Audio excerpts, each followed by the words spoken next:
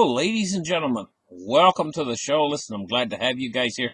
Today is the 25th, Wednesday, the 25th of March, 2020. And welcome to the show. Listen, let's get started. Let's open up the charts right here, and let's take a look first at the price of silver. You know what? The Fed now has embarked on monster stimulus programs. They've come out and they've basically brought out the big artillery on this. And, I'm going to tell you what. They have set a price on these markets now. They got triggered into action when the market hit 18,000. So they've kind of set their price. They know what they're looking for, what they're not going to let it go below. It works almost like an auction, when people are bidding on something. They know how high they're going to go when they're bidding on something at an auction, and they might go a little bit higher, but not much. They have an idea of what they're doing and where they're going to go with this, The Fed knows exactly what they're doing, and they know exactly where they're going with this. 18,000 is where they feel like, hey, you know what? We don't want to let this market go any lower than that. We're going to stimulate it if it tries to go lower. 20,000 is probably where they're going to pull back, 20,000. They're going to keep that market between, say, 18 and 21,000 while this crisis is on. That's what's going on. Okay, look, silver price, $14.23 today. For silver, it's down 13 cents. We're going to take a look at gold now. 16.13. I almost said 18.13. Maybe that's where it's going. Anyway, it's down $22.20 today so far. 16.13 for gold. Now we're going to take a look at cryptocurrencies. 183 billion market cap, 65.8% Bitcoin dominance with a price of 66.17 on Bitcoin. The coins have done rather well, actually, to tell you the truth, considering the crisis that we're facing right now. We're facing a monumental crisis that is in the front side of it. It's not on the back side, this crisis, on the back side of it. It's growing. This crisis is growing exponentially. And, it's a little bit hard to configure exactly how far this crisis is going to go. Because in the United States of America, there's like right now, there's less than 100,000 people actually have this. And the thing is if you take a look at the population, there's 330 million people. And less than 100,000 have it. So that represents a very, very small minority of the population. But does it? There's the big question is. Because we're looking at a disease where, at what point do people go in and get tested for this disease? Most people. Now, if somebody might have this disease and might not even know they have it, why are they going to get tested? Well, they're not. What if another guy has it and all he has is like a head cold? He ain't going to go get tested. He's going to think he has a head cold. People have had thousands of head colds before. People get head colds all the time. You say, oh, it's just a little bit of sniffles or whatever, right? And he ain't going to get tested. Another guy might have it, and he might get quite sick, but he's staying at home anyway, and he's nursing his fever or whatever. He has it, and he doesn't even know he has it. And so for all these people who have it, who don't even know they have it, and are not getting tested, then you get the guy that goes out and gets tested. What percentage of the people that got tested represent the actual number of how many actually have the disease and don't even know they have it in the country? There could be millions. Right? And if that is true, then it's entirely possible that we're much further along advanced into this disease than we actually know. It would also mean that the serious or critical cases or people that actually die from the disease could be an actual smaller number as comparison to the people that actually have it and don't know they have it. You know? And so, at what point is the progression in the disease? Well, I sit back and I take a look at things, and I say, to really know how progressed it is in the United States of America is when you start to see it enter into places like prisons, nursing homes, high-rise buildings. Then you know it's getting further in its progression when you start to see it entering into these spaces. More so, across the country, here, there, and everywhere. So right now, in the disease progression, I have to take a guess where we're at in this. And I think we're much more progressed than the numbers show. But at the same time, I think that as far as the population is concerned, of 330 million, I don't think we're not even 10% of the way through the population. Okay, that's where I think we're at. 10% of the population would be 33 million people have it. And I don't think we're there yet. I don't think we're to 10% yet. Even with all the people who are asymptomatic and people who don't know they have it and so on and so forth that haven't been tested or whatever, I still don't think we're at 33 million yet.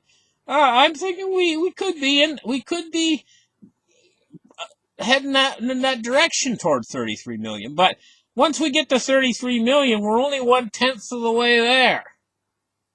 Are you guys getting the starting to get the idea of how powerful this thing is against the markets and stuff? So the Fed, they're having to work in the opposite direction to try to support the markets all the way through this.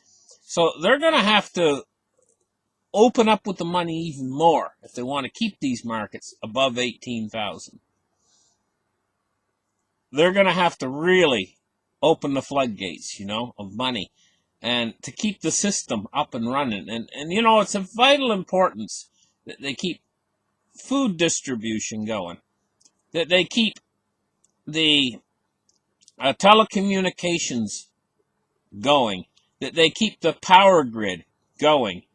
It's of vital importance during this crisis. And at a certain point, what will happen is, and it's not too far in the future because this thing is progressing so rapidly by the power of 10 every 14 days, And so it's not too far in the future where we're going to have this behind us. Only for the reason that almost everybody will have had it already, and most people maybe won't even know they've had it. I wouldn't be a bit surprised, if a lot of people never even show any symptoms whatsoever for it, but they've had it and now they're immune to it, and they don't even know they've had it. And I think that this thing is going to hit a point at some point in the future where the economy is going to turn around because this thing's going to be on the decline instead of on the increase. Once that happens, all these factories out there and stuff, they're going to want to get back in action again, and the economy is going to start to want to roll again, once that happens. And yes, the president is anticipating that, but it's just like anything, you got to wait for the pot to boil. You can't be too impatient with it. And right now we're on the uptick on this. This is growing exponentially, There will come a point where it's grown as far as it's going to grow, and then it'll be on the decline. That's when the country will get going again. Let's take a look now at the Dow Jones Industrial Average, and we're looking at it up 269 points up today. But this is all artificial from Fed stimulus. You take away that support, down the market will come. I'm going to tell you what, the market's, 20,974. Okay, this is holding the markets up.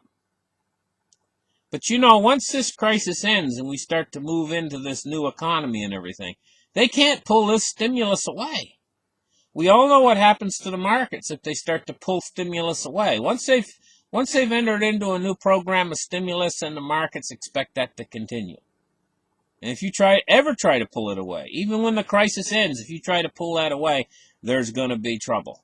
So they're just going to have to keep pumping that money out there in ever greater amounts in order to support this funny money system they got going.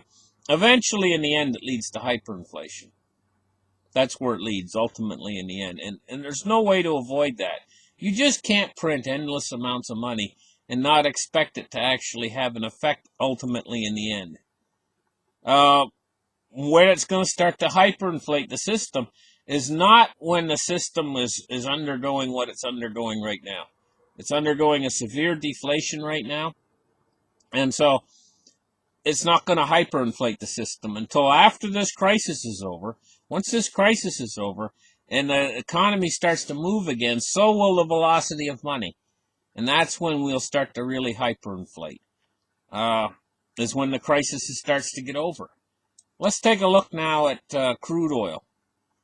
In the crude oil patch, 23.46 is down 2.29% for crude oil. Okay, that's an awfully cheap price for crude oil. And you know what? An awful lot of these shale oil producers cannot make a go of it at these prices. They need a higher price per barrel. And they'll just cap the wells off. Because they can't make a go of it at these prices. U.S. Treasuries today. And we're looking at the 10-year at, this is reading 1.34. Oh, the 30 years 1.34. It's down 0.2%. 0.2% it's down. So we're not seeing much movement in the Treasuries today.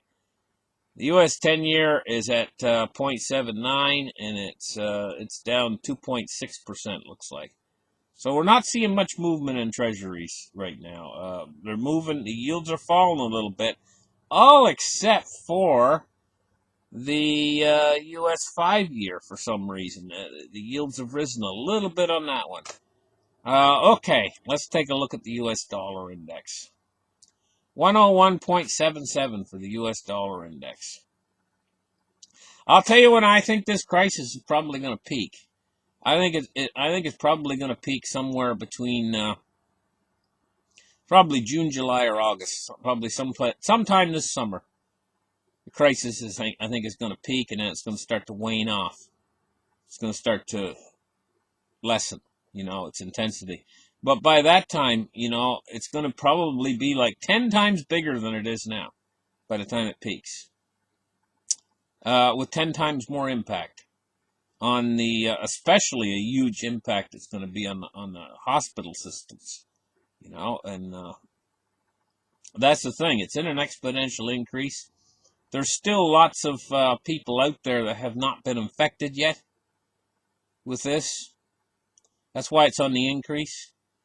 Once it gets to a point, where most people have had it already and are over it, then the disease starts to crawl away back into its hole again, because it's done its damage, But that's probably ahead sometime this summer. And until then, things are going to deteriorate. And, the Fed's just going to have to keep pumping that money out there as long as the system's deteriorating. But then, when the system gets better, they can't pull away this because the whole system will collapse because it's a Ponzi scheme. It's insatiable to keep it going. Thank you guys for listening. Like and subscribe. Give me a thumbs up, and we'll catch you guys in the next show. Bye-bye.